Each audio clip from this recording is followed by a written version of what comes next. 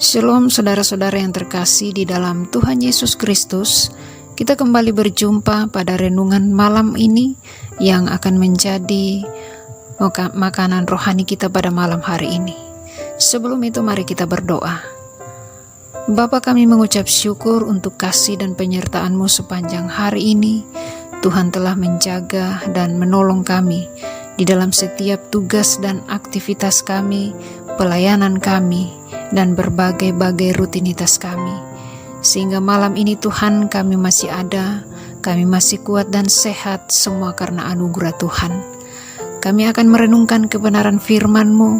Roh Kudus memampukan kami, sehingga firman-Mu yang kami baca, kami dapat mengerti, kami dapat memahami. Dan biarlah itu Tuhan menjadi pedoman di dalam setiap kehidupan kami. Berkati kami semua yang ada pada malam hari ini. Terima kasih Tuhan. Di dalam nama Tuhan Yesus Kristus kami berdoa. Amin. Pembacaan kita pada malam hari ini terdapat di dalam 2 Timotius pasal 1 ayat 3 sampai ayat 7. 2 Timotius pasal 1 ayat 3 sampai ayat 7. Aku mengucap syukur kepada Allah yang kulayani dengan hati nurani yang murni, seperti yang dilakukan nenek moyangku. Dan selalu aku mengingat engkau dalam permohonanku, baik siang maupun malam. Dan apabila aku terkenang akan air matamu yang kau curahkan, aku ingin melihat engkau kembali supaya penuhlah kesukaanku. Sebab aku teringat akan imanmu yang tulus ikhlas, yaitu iman yang pertama-tama hidup di dalam nenek moyangmu Lois dan di dalam ibumu Eunike, dan yang aku yakini hidup juga di dalam dirimu. Karena itulah aku peringatkan engkau untuk mengobarkan karunia Allah yang ada padamu oleh penumpangan tanganku atasmu. Sebab Allah memberikan kepada kita bukan roh ketakutan, melainkan roh yang membangkitkan kekuatan, kasih, dan ketertiban. Tema renungan kita pada malam ini yaitu tuluskah imanmu? Saudara-saudara yang diberkati Kristus, apa yang dimaksud dengan iman yang tulus ikhlas? Mari kita lihat. Iman yang tulus ikhlas yaitu iman yang murni, yang tidak bercampur dengan kekhawatiran, kecurigaan, atau ketidakpercayaan kepada Allah. Lalu apa istimewa dengan iman yang tulus ikhlas? Iman semacam ini tidak munafik. Artinya, bukan hanya untuk diperlihatkan kepada orang lain atau untuk membuat orang lain terkesan kepada kita. Iman terlihat dalam setiap aspek hidup dan lahir dari kedekatan kita dengan Allah. Mungkin ada saudara-saudara yang bertanya, "Loh, bukankah iman memang harus demikian?" Memang benar. Namun masalahnya saudara-saudara, tidak semua orang yang mengaku diri beriman memiliki iman yang demikian. Iman akan terlihat saat orang mengalami tantangan terhadap iman, ketekunan, atau pelayanannya. Sama seperti Timotius yang melayani jemaat Efesus. Ia harus menghadapi beraneka ragam orang yang dengan berbagai tingkat pertumbuhan iman.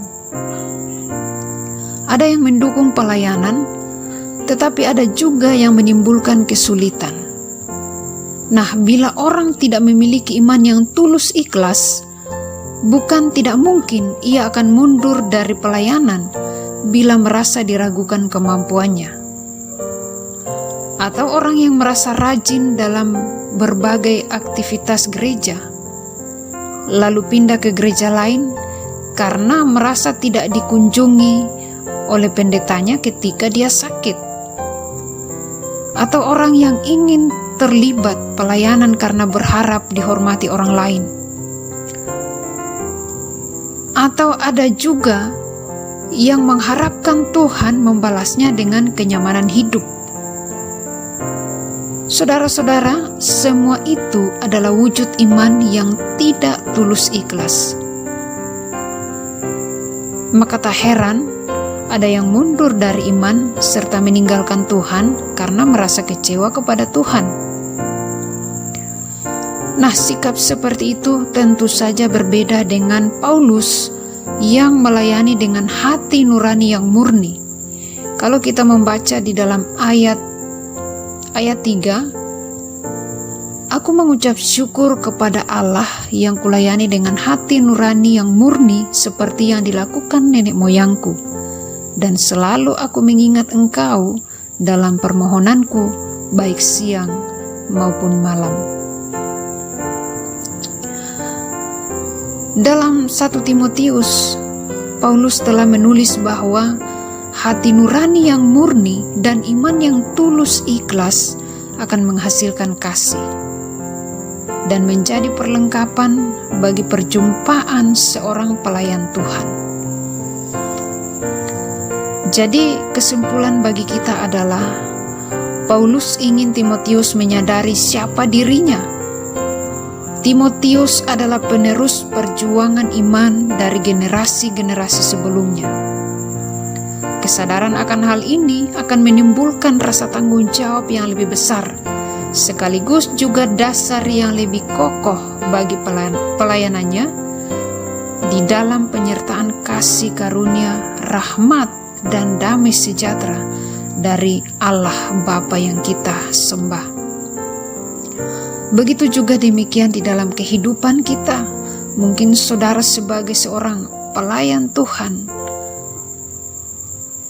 maka yang Paulus inginkan adalah kita harus memiliki iman yang tulus ikhlas di dalam melayani, di dalam mengerjakan pekerjaan, atau sebagai seorang pelayan Tuhan, atau Anda sebagai seorang pekerja, apapun yang Anda kerjakan, lakukanlah semuanya dengan tulus ikhlas. Sehingga dari situlah kita melihat bahwa tantangan yang kita hadapi di dalam setiap tugas dan tanggung jawab kita, disitulah iman kita akan dibentuk. Jadi iman yang tulus ikhlas akan mengarahkan seseorang untuk mengasihi dan melayani Allah, bukan dirinya sendiri. Ya, kalau kita melayani, layanilah Tuhan dengan sungguh-sungguh. Kalau kita bekerja, bekerjalah dengan sungguh-sungguh. Anggaplah pekerjaan Anda itu adalah pelayanan Anda untuk Tuhan. Kiranya renungan singkat ini bisa menjadi terobosan bagi iman kita dan bagaimana seharusnya kita mengekspresikan iman kita. Mari kita berdoa. Terima kasih Tuhan Yesus untuk kesempatan yang Engkau berikan. Kami boleh merenungkan firman-Mu, meteraikan firman-Mu ini dalam hati kami, dan bimbing kami agar semakin dewasa di dalam beriman. Berkati kami semua yang hadir pada malam hari ini. Ada yang datang dengan berbagai pergumulan, persoalan, sakit penyakit. Tuhan Yesus kuatkan mereka, pulihkan mereka, dan sembuhkan mereka. Jadilah seturut kehendak-Mu atas apa yang kami gumuli. Terima kasih Tuhan Yesus. Haleluya. Amin.